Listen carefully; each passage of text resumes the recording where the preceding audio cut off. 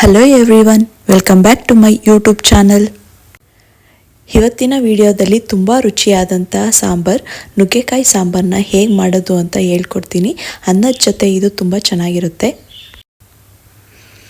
ಇವಾಗ ಒಂದು ಕುಕ್ಕರ್ಗೆ 1 ಬೌಲ್ ಆಗೋಷ್ಟು ಬೇಳೆನ ಹಾಕೋತಾ ಇದ್ದೀನಿ. ನಿಮಗೆ ಎಷ್ಟು ಸಾಂಬಾರು ಬೇಕಾಗುತ್ತೋ ಅಷ್ಟು ಕ್ವಾಂಟಿಟಿಲಿ ಬೇಳೆನ ಹಾಕ್ಕೊಳ್ಳಿ.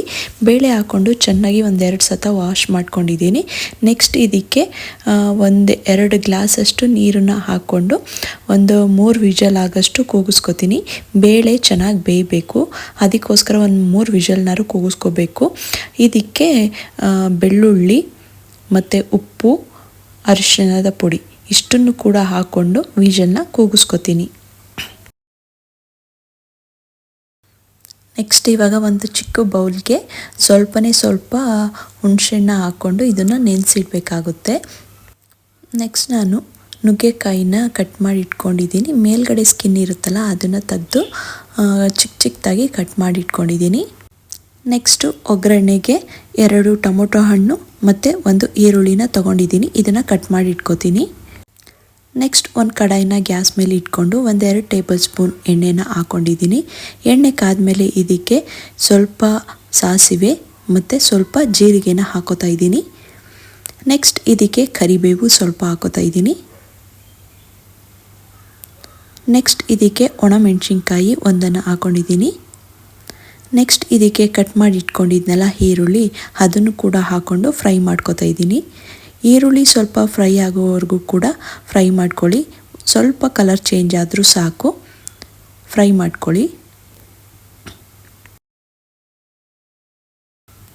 ನೆಕ್ಸ್ಟ್ ಈರುಳ್ಳಿ ಫ್ರೈ ಆದಮೇಲೆ ಕಟ್ ಮಾಡಿ ಇಟ್ಕೊಂಡಿದ್ನಲ್ಲ ಟೊಮೊಟೊ ಹಣ್ಣು 2, ಅದನ್ನು ಕೂಡ ಹಾಕೋತಾ ಇದ್ದೀನಿ. ಟೊಮೊಟೊ ಹಣ್ಣು ಹಾಕಿದ ಮೇಲೆ ಸ್ವಲ್ಪ ಉಪ್ಪನ್ನು ಕೂಡ ಹಾಕ್ಕೊಂಡು ಬೇಯಿಸ್ಕೊತೀನಿ. ನೆಕ್ಸ್ಟು ಹುಣಸೆ ಹಣ್ಣನ್ನು ಉನಿ ಹಾಕಿದ್ವಲ್ಲ ಅದರದ್ದು ರಸನ ತಗೊಂಡು ಅದನ್ನು ಕೂಡ ಟೊಮೊಟೊ ಹಣ್ಣು ಜೊತೆ ಹಾಕ್ಕೊಂಡು ಹುರ್ಕೋತಾ ಇದ್ದೀನಿ. ನೆಕ್ಸ್ಟ್ ಇದು ಸ್ವಲ್ಪ ಬೆಂದ ಮೇಲೆ ನುಗ್ಗೆಕಾಯಿನ ಕಟ್ ಮಾಡಿ ಇಟ್ಕೊಂಡಿದ್ನಲ್ಲ ಅದನ್ನು ಕೂಡ ಹಾಕ್ಕೊಂಡು ಬೇಯಿಸ್ಕೊತೀನಿ. ನುಗ್ಗೆಕಾಯಿ ಎಲ್ಲ ಹಾಕಿದ ಮೇಲೆ 1-2-3 ನಿಮಿಷ ಇದನ್ನು ಹಾಗೆ ಬೇಯಿಸ್ಕೋಬೇಕು. ಒಂದು ಪ್ಲೇಟನ್ನು ಕ್ಲೋಸ್ ಮಾಡಿ ಬೇಯಿಸ್ಕೊಳ್ಳಿ, ಆವಾಗ ಬೇಗನೆ ಬೇಯುತ್ತೆ ನುಗ್ಗೆಕಾಯಿ. 1-2-3 ನಿಮಿಷ ಬೇಯಿಸ್ಕೊಂಡ್ರೂ ಸಾಕು, ನುಗ್ಗೆಕಾಯಿ ಬೇಗ ಬೆಂದ್ಬಿಡುತ್ತೆ. ಇವಾಗ ನುಗ್ಗೆಕಾಯಿ ಅರ್ಧದಷ್ಟು ಬೆಂದಿದೆ. ಇದಕ್ಕೆ ನಾವು ಸಾಂಬಾರು ಪೌಡರ್ನ ಹಾಕೊಳ್ಳೋಣ. 1-2 ಟೇಬಲ್ ಸ್ಪೂನ್ ಸಾಂಬಾರು ಪೌಡರ್ನ ಹಾಕೋತಾ ಇದ್ದೀನಿ. ಸ್ವಲ್ಪ ನೀರನ್ನು ಕೂಡ ಹಾಕ್ಕೊಂಡು ಬೇಯಿಸ್ಕೊತೀನಿ, ಇಲ್ಲ ಅಂದರೆ ತಳ ಹಿಡಿದು ಬಿಡುತ್ತೆ ಪಾತ್ರೆ ಅಂತ ಸ್ವಲ್ಪನೇ ನೀರನ್ನು ಹಾಕೋತೀನಿ. ಯಾಕಂದರೆ ಬೇಳೆ ಬೇಯಿಸಿರೋ ನೀರು ಕೂಡ ಇದೆಯಲ್ವಾ, ಅದಕ್ಕೋಸ್ಕರ ಸ್ವಲ್ಪ ನೀರು ಹಾಕ್ಕೊಂಡು ಬೇಯಿಸ್ಕೊತೀನಿ. ಇವಾಗ ಬೇಳೆ ಚೆನ್ನಾಗಿ ಬೆಂದಿದೆ ನೋಡಿ. 3-4 ವಿಜಲ್ ಕೂಗಿಸ್ಕೊಂಡ್ರೆ ಸಾಕು, ಬೇಳೆ ಚೆನ್ನಾಗಿ ಬೆಂದ್ಬಿಡುತ್ತೆ. ಇವಾಗ ಅದನ್ನೆಲ್ಲ ಕೂಡ ಸ್ಮ್ಯಾಶ್ ಮಾಡಿಕೊಂಡು ಅದನ್ನು ಸಾಂಬಾರು ಜೊತೆ ಹಾಕೋತಾ ಇದ್ದೀನಿ. ಇವಾಗ ನುಗ್ಗೆಕಾಯಿ ಜೊತೆ ಬೇಳೆನೂ ಹಾಕ್ಕೊಂಡು 5 ನಿಮಿಷ ಬೇಯಿಸ್ಕೊತೀನಿ. ಈ ಸಾಂಬಾರು ಬೇಗನೆ ಆಗುತ್ತೆ, ಇಲ್ಲ ಅಂದರೂ 15-20 ಮಿನಿಟ್ಸಲ್ಲಿ ಸಾಂಬಾರನ್ನ ಮಾಡ್ಕೋಬೋದು ಕ್ವಿಕ್ಕಾಗಿ. ಇವಾಗ ಒಂದು ಪ್ಲೇಟ್ನ ಮುಚ್ಚಿ ಇದನ್ನು 10 ನಿಮಿಷ ಬೇಯಿಸ್ಕೊತೀನಿ. ನೋಡಿ ಇವಾಗ ಸಾಂಬಾರು ಮಳ್ತಿದೆ, ನುಗ್ಗೆಕಾಯಿ ಕೂಡ ಆಲ್ಮೋಸ್ಟ್ ಆಲ್ ಬೆಂದಿದೆ. ಇವಾಗ ಉಪ್ಪು ಖಾರ ಎಲ್ಲ ಕರೆಕ್ಟಾಗಿದೆಯಾ ಅಂತ ಲಾಸ್ಟಿಗೆ ನೋಡ್ಕೊಳ್ಳೋಣ.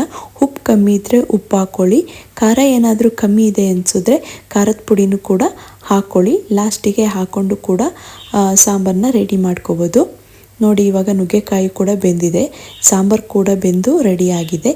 ಇದನ್ನು ರೈಸ್ ಜೊತೆ ತಿನ್ನೋದ್ರಿಂದ ತುಂಬ ಚೆನ್ನಾಗಿರುತ್ತೆ. ನೋಡಿ ಕ್ವಿಕ್ಕಾಗಿ ಯಾವ ಥರ ನುಗ್ಗೆಕಾಯಿ ಸಾಂಬಾರನ್ನ ಮಾಡ್ಬೋದು ಅಂತ ತೋರಿಸ್ಕೊಟ್ಟಿದ್ದೀನಿ. ನೀವು ಕೂಡ ಮನೆಯಲ್ಲಿ ಟ್ರೈ ಮಾಡಿ. ಯಾವುದೇ ಮಸಾಲೆನೂ ರುಬ್ದೇನೆ ಹಾಗೇ ಕ್ವಿಕ್ಕಾಗಿ ಸಾಂಬಾರನ್ನ ಮಾಡ್ಕೋಬೋದು.